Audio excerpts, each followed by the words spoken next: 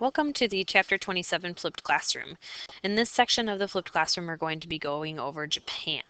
And in the next section, we'll be going over China. There are two videos that are associated with Japan. In this slide, we see a couple of symbols that have been associated with Japan. One is Mount Fuji here. The other is a cherry tree, and this is Tokyo.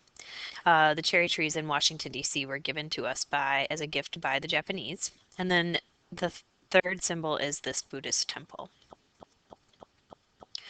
Here are the main ideas from period 3 and period 4 about Japan. If you'll remember, we did not go over Japan in period 3. That was because we were going to focus on it now. During period 3, Japan was in a period of decentralization or feudalism. There's a lot of parallels that can be drawn to medieval Europe during this time, including the fact that peasants were attached to the land in Japan as well as in Europe, being serfs. Here are the key concepts that are associated with that from period 3. Also, during period 3 and period 4, the Chinese were really influential in Japan in many ways. This is the key concept that we'll explore there. And although China was influential, women did have more freedom in Japan than in China. And here's the key concept that goes with that. Moving into period 4, 1450 to 1750, Japan was centralized under Tokugawa. He was a shogun who controlled all of the islands of Japan.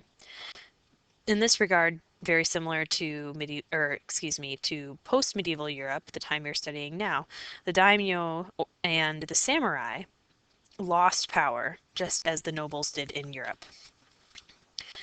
During this time period, there was also a flourishing of the arts, such as woodblock prints, which we'll be seeing a lot of in class, and theater. Now moving on to the social organization and the political organization of period 3. In period 3 Japan, there was definitely a feudal order.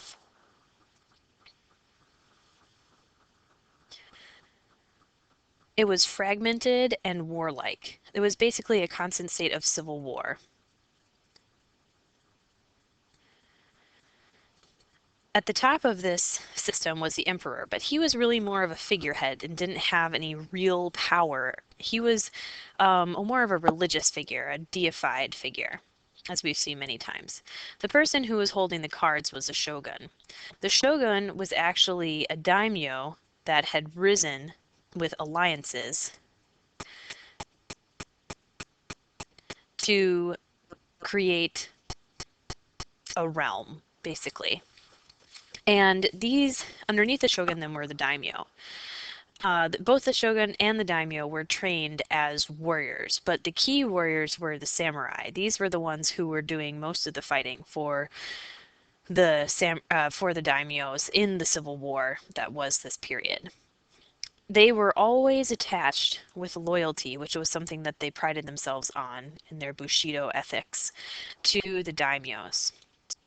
Ronin, however, were warriors who could be paid, and they would travel from zone to zone, from land to land, offering their services. They were considered to be less than. Most people in Japan, as you can see, 90% of the population, were peasants. And peasants included both farmers and fishermen. And we can see the influence of the Confucian social order here because then artisans and merchants are below the peasants. The difference in the Confucian social order is that the warrior class is much higher than in China. In terms of Chinese influence as well, there was Buddhism, Confucianism, and the written script that was used for scholarship, similar to the way Latin was used in medieval Europe.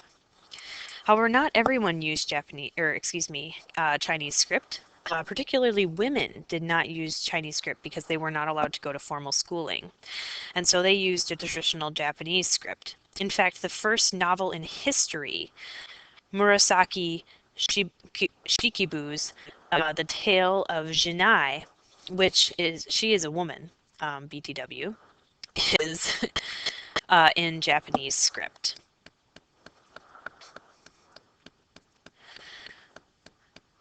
like I was saying, shoguns ruled Japan from the 12th to 14th centuries, and before that, it was a very rural society. These large landholders, or the daimyo, had private armies made up of samurai, and the emperor had no power.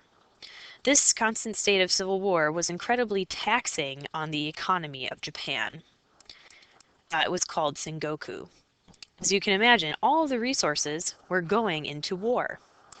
This was finally ended by a shogun named Tokugawa, who established an alliance and then was able to assert power from his allies. He created a military government that was known as Bakufu, or tent government, and this dynasty lasted until 1867. In the next part of the PowerPoint, we'll explore how Tokugawa unified Japan.